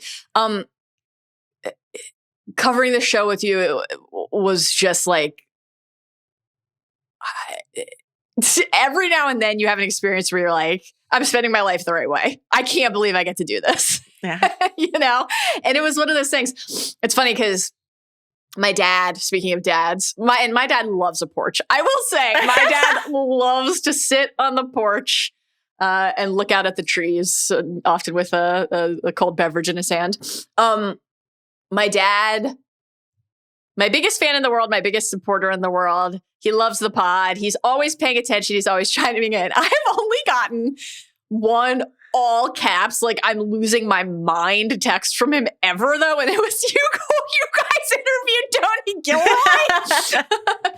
And then, he caught up on Andor. And it's funny because, like, I think no matter what each individual person's, like, exact moral relationship or level of empathy for Cyril is, and it's been so interesting to hear Tony Gilroy talk about that and how he views Cyril and the level of like a tenderness that he feels toward him. And obviously, we one of our recurring bits across covering Andor across the seasons, given our I think it's fair to say obsession with Cyril and Dedra, and our great affection for talking about Partagaz and Krennic, et cetera. The number of times that we had to say, like, we don't endorse fascism. We do to the Empire. We have some notes. Empire, bad. But that is, of course, to the show's credit, as you said. Yeah. I love the point you're making about one of the core mandates and ambitions of Rogue One into Andor, and exploring all of the people who helped shape galactic events. One of the things that we loved talking about so much was understanding the path that rebellions are built on hope traveled, and the way that little ember of hope was something that people could tend, and the flame builds and grows as you hand it off to another person. Like, what a cool thing that was. And so, of course, it's like, that's a true thing for the heroes, but I think the point you're making is brilliant and really crucial. It has to be as true for not only the people on the other side, but the people everywhere in the story, for the story to feel as rich and full and true as this one. And this moment, everything on Gorman, the Gorman massacre, could have been picked for the top moment of the year. I think that this is, there are a lot of good episodes of TV this year. This is the best episode of TV of the year for me. I'm standing still on my corner of this episode of television should be nominated for Best Picture. That's how I feel about it. But also, it doesn't need to be, because TV as a medium is worth celebrating. I thought that this was an all-timer, and I didn't think it was possible after season 1 of Andor, given the shift that we were going to make in the arcs and the passage of time to top season 1. I didn't think it was possible. And the highs that we reached in season 2, like, I just think this is one of the best seasons of television ever made. Ever. And it's funny then because, like, you have so many moments that contribute to that. And I think we could do a list of just Andor and Andor season 2 moments that was 100, dozens, maybe hundreds of entries long. And yet this was like, just as there was no denying that this was going to take the top spot. Did I say, should I lean into should I put Sweet B sipping through the rye and beeping and booping with his friends as my pick? Maybe. But B is here with us always. That's part of the takeaway. So yeah, this was the first thing that popped into my head and the last thing to leave, I guess, right? It's like up there with Luthen's speech from season 1 and so Kino Loy saying can't swim. It's just like, it's going to be kind of burned into our retinas, I think, and embedded in our hearts and heads forever. Are you? I love too, like, the choice to bring Rylance into that moment to fire the shot is so, it's really emblematic to me of what Andor does best, where there's always that one extra layer and degree of thought and care put into reinforcing the way that the ripples of your decisions will not only impact galactic history, but your own life too. I just think, like, I love that we got to see Cyril lower his gun, and we can think about that and chew on that and think about the tragedy of Cyril Karn and what his mother did to him and what how easy it is. Not that it excuses any of those choices that he made, but to lean into the noxious, foul forces around you. And of course, one of the, great things about covering this story is, like you said, you mentioned the documentaries and books and everything you read, like this asked, but also invited its audience to think really seriously about real life corollaries and comps, which are all around us right now. And of course, across time. And you pair that with, like, the individual, like,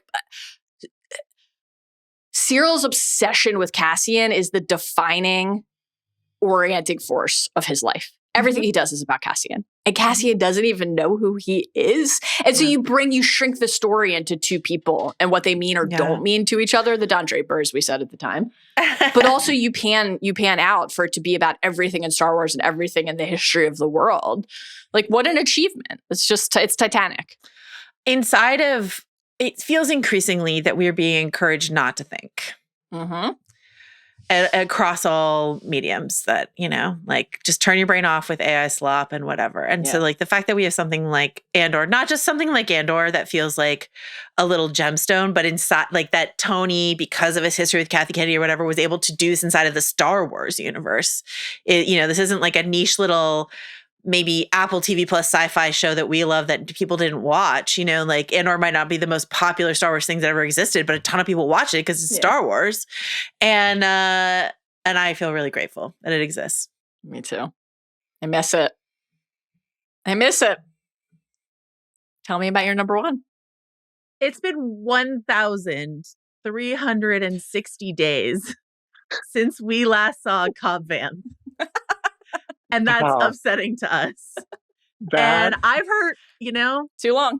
Yeah, it's too long. Well, let me say that one, the flip side of that is you telling me that count is so lovely and so nice to me. So I just want to say, no, that's not nothing. I appreciate it. Oh my God.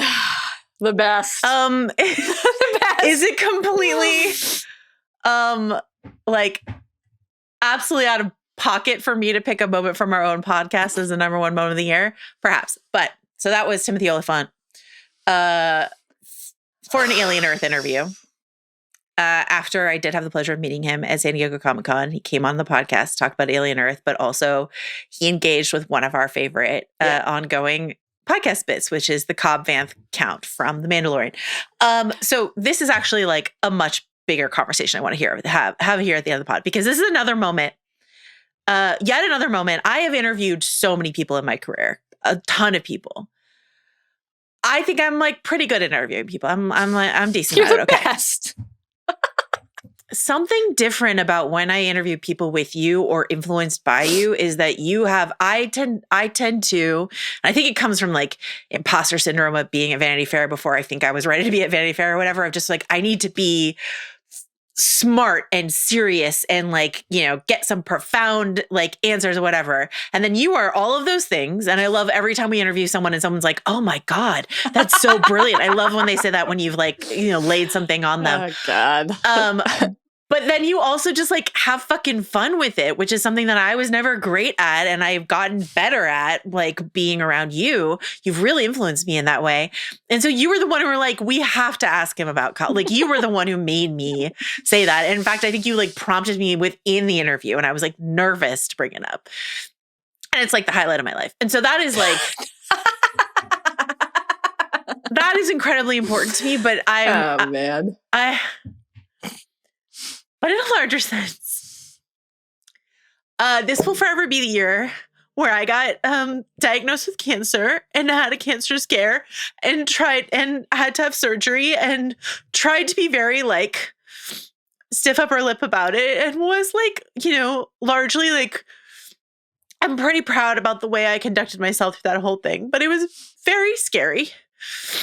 And you were so supportive to me immediately. I can't even describe. I have lovely people here at home who are very supportive to me, but the way in which you stepped up and showed up for me inside of that moment in my life is something I will never, ever forget. The way that like a lot of Ringer people stepped up for me, the way that like Amanda and Juliet reached out to me, the way that Van called me, the way that Charles walked me back from Hall H to the hotel so that both of them, Van and Charles, could tell me about their personal relationship to cancer in their family.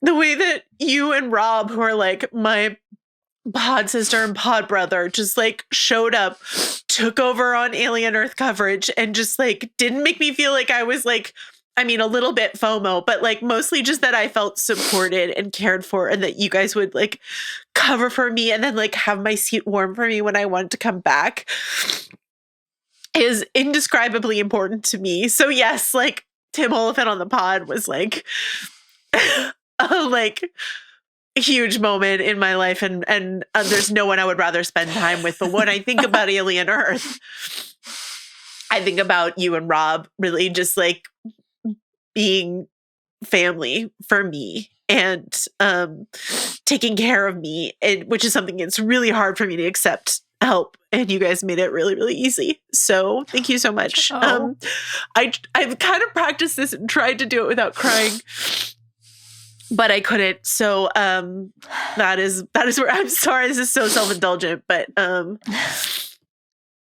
it's such a thing that happened to me this year, and you are.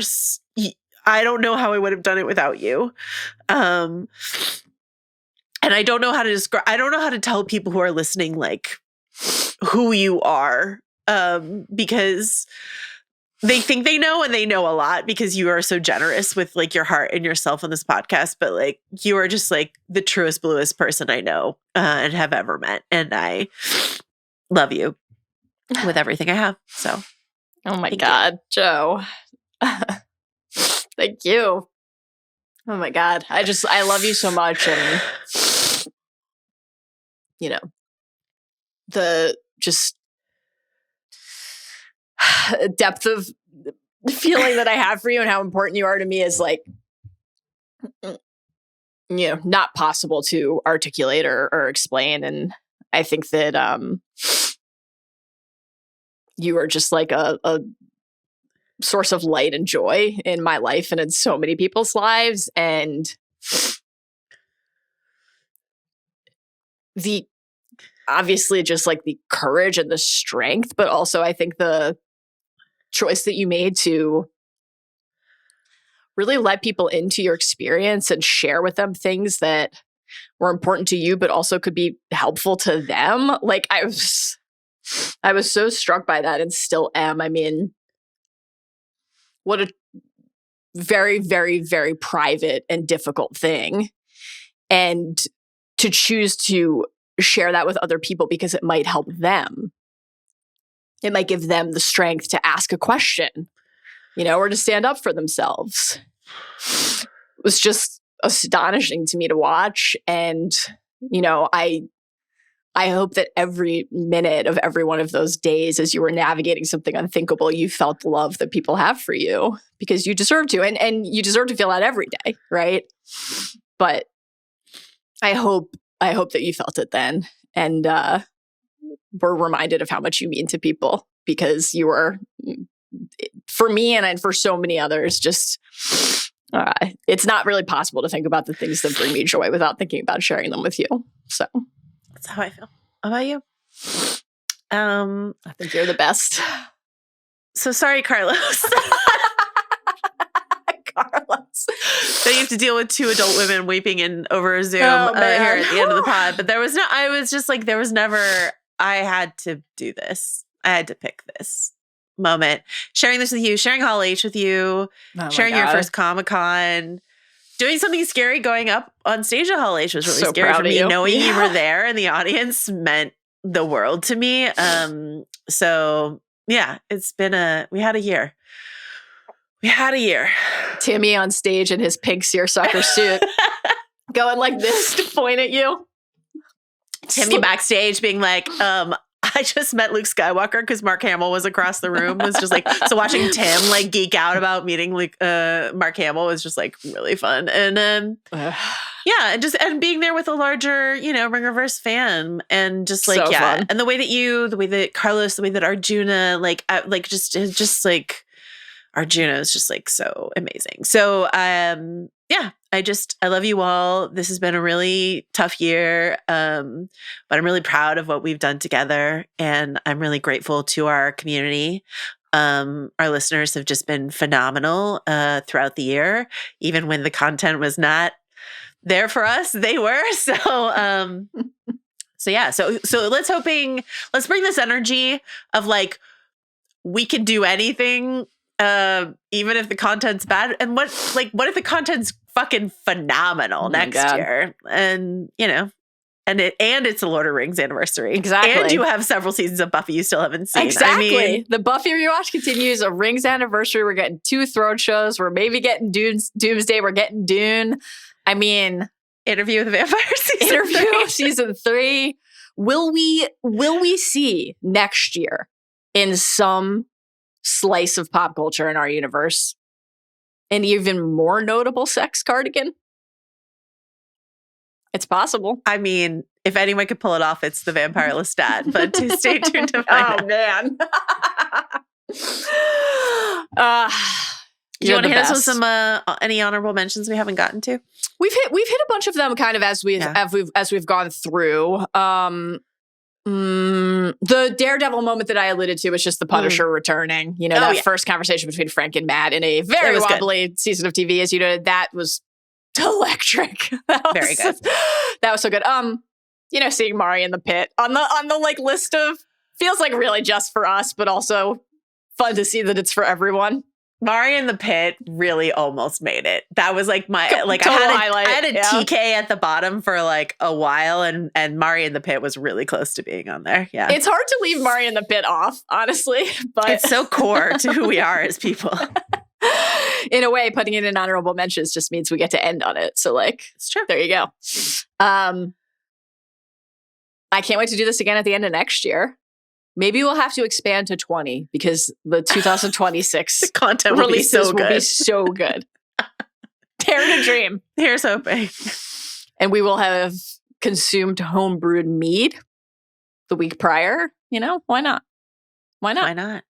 That mead was good. I've been thinking about it. We as I said, we had our Lord of the Rings watch day, and we like got through like a couple jugs of that mead. So yeah. Wow. A jug and like some bottles is what I would say. Yeah. Great stuff. All right. Those were our top moments of 2025. Can't wait to do it again next year. Can't believe we've done 4 of these. Can't wait to do 4 or 40 more, Can't wait to do this forever. I love you. I love sharing this with you. We love the Bad Babies. You guys are the best. Thanks for another wonderful year of listening and watching. I know. Commenting on the pods, emailing us, making us needle points with our respective apples on it. I mean, what won't you guys do? You're the best. They're the best. I have mine now. I got to incorporate it. It's time to redo the entire office. It might be time to stay tuned. Let the Doritos go. We'll see. Those are going to be here forever. Thank you, as always, to Carlos Chiriboga. Killing it. Clip Lord, producer extraordinaire, the best. And thank you, as always, to Arjuna Ramgopowell and Jomi Adeniran. What a crew the House of Our team is. The absolute best. Can't wait to share 2026 together. We will see you all for the holiday gift swap in mere days. Sigh. So we'll figure out a structure for that allows us to have a lot of fun. It's going to be great. And of course, for Stranger Things Volume 2 and Stranger Things Volume 3. Until then. Protect Dustin. Protect Dustin at all costs. Protect Dustin at all costs.